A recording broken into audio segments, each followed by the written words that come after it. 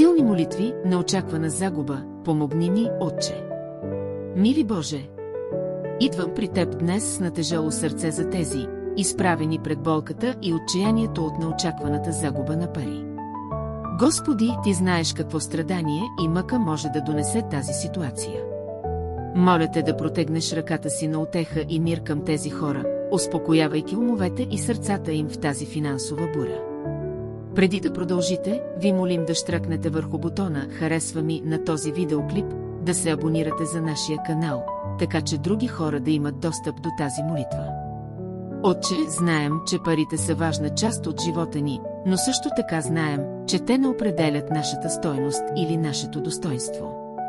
Помогнете на тези хора да запомнят, че дори по време на финансови загуби, те имат неизмерима стойност във вашите очи.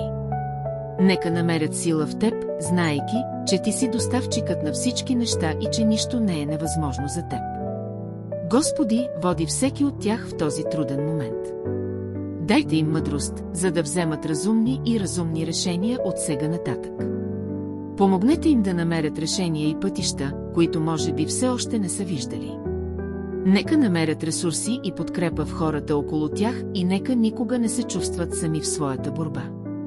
Също така те моля да върнеш надеждата в сърцата им.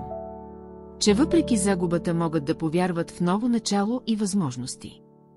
Нека тази ситуация, колкото и болезнена да е, послужи за учене и растеж.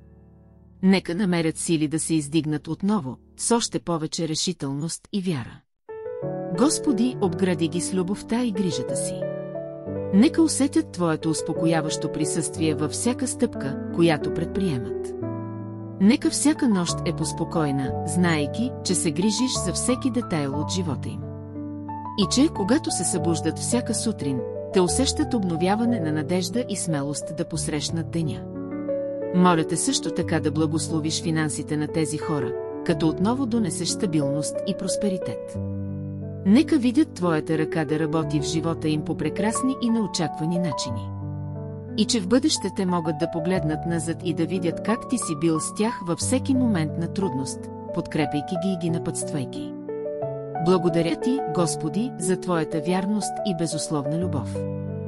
Вярвам, че чуваш тази молитва и че според волята Ти ще осигуриш утехата и решението, които тази ситуация изисква. Нека Твоят мир, който превъзхожда всяко разбиране, да пази сърцата и умовете им в Христос Исус. Амин. Нека тази молитва бъде облегчение за нуждаещите се.